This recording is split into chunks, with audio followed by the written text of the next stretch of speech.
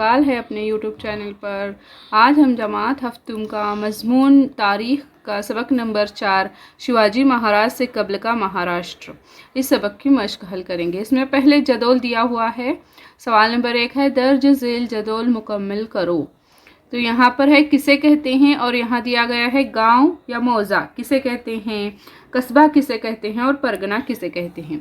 तो पहले देखेंगे मौज़ा, गांव या मौज़ा किसे कहते हैं, मौज़ा को। कस्बा यानी क्या, बड़े गांव को कहते हैं, और परगना यानी कई गांव मिलकर जो बनता है उसको परगना कहते हैं। अब देखो अफसर कौन होता है, यहाँ का पाटिल, यहाँ का सरपंच होता है कस्बे का, और परगना का देशमुख या देशपांडे। अब यहाँ पर मिसाल लिखना है, तो यहाँ आप बड़गांव, यहाँ पर कस्बा इस्लामपुर या परगना वालवा, या आप खुद से मिसालें लिख सकते हैं। अब है सवाल नंबर 2, मानी बताइए। तो पहला है बलूते। बलूते का मानी क्या है, कारीगरों को पैसों के बदले अनाज देना। ये पहले ऐसे होता था। अब दूसरा है बुजुर्ग। तो असल गांव यानी पुराना गांव उसे कहते हैं। अब तीसरा है वतन। वतन यानी देश को कहते हैं। अब तीसरा है तलाश करके लिखिए।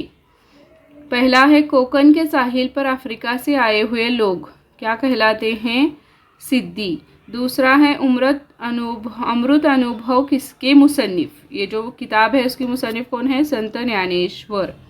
तीसरा है संत तुकाराम का गांव कौन सा था, देहू। और भारूड के तख्लीकार कौन थे, संत एकनाथ। अब देखेंगे इससे आगे सवाल यहाँ पर 5वां है जिस्मानी तवानाई की अहमियत को वाज़े करने वाले कौन थे, संत रामदास स्वामी थे। अब है 6ठा सवाल, ख़वातीन संत है। सवाल नंबर 6, ख़वातीन संतों के नाम लिखो। तो उसमें है संत चौखाबा की बीवी, संत सोयराबाई, संत निर्मलाबाई, संत मुक्ताबाई, संत जनाबाई, संत कान्होपात्रा और संत बहनाबाई।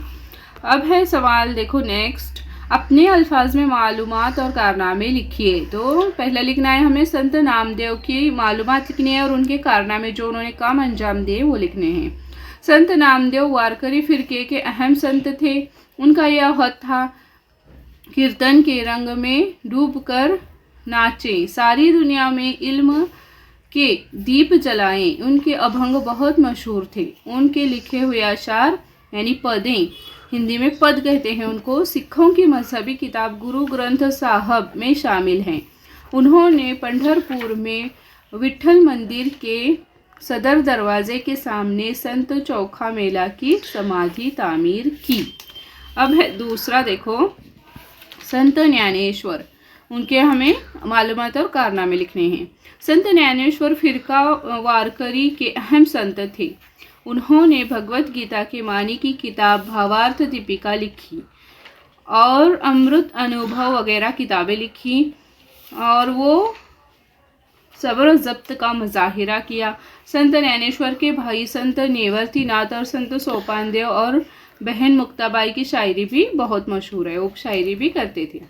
अब तीसरा है संत एकनाथ। संत एकनाथ महाराष्ट्र के भक्ति तहरीक के पहले पुरस्कार संत थे। उनके अभंगों में मोहब्बत और अपनायत की चाशनी पाई जाती है, और वो सही मानों में अवामी मौलिम थे। उनको उनके मराठी ज़बान से बहुत मोहब्बत थी। अब है नेक्स्ट देखो संत तुकाराम। संत तुकाराम देहू में रहते थे। उनके अभंग निहायत आला शायरी मियार के हामिल हैं। उनके किताब गाथा मराठी ज़बान का विरसा है। वो कहते जो कुचले हुए और मुसीबत के मारे हों उनको अपनाते थे। वही सही मानों में साधु होता है, जो उनको अपनाता है वही सही मानों में साधु होता है, और ये जान लीजिए कि वही खुदा होता है। उन्होंने इस तरह संस्कृत में मुख्तसरन बयान में ये बयान किया कि जोड़ो दुनिया धन उत्तम देव हारे, उदास वचारे विच करी। देखो अब नेक्स्ट है 5वां है कहत को लोग एक बड़ी मुसीबत क्यों मानते थे। तो जवाब है कहत एक बड़ी मुसीबत है क्योंकि कहत की वजह से फसल का काम रुक जाता है। लोग अनाज और पानी के लिए खुद को बेचने के लिए तैयार होते थे, लेकिन कोई खरीदने वाला नहीं मिलता। लोग दर बदर की ठोकरें खाने पर मजबूर हो गए, जानवर मर गए, नदियाँ सूख गई, पानी की किल्लत हो गई वगैरह कहत की कई किस्में हैं। अल्लाह करे आपकी गांव में कहत ना पड़े, आमीन। इस तरीके से देखो आज हमने सबक नंबर 4 की मशक मुकम्मल की। वीडियो अगर आपको अच्छा लगे तो वीडियो को लाइक करना बिल्कुल भी ना भूलें। वीडियो को अपने फ्रेंड्स के साथ ज़्यादा से ज़्यादा शेयर करें और चैनल को भी सब्सक्राइब कर लें। अल्लाह हाफिज़।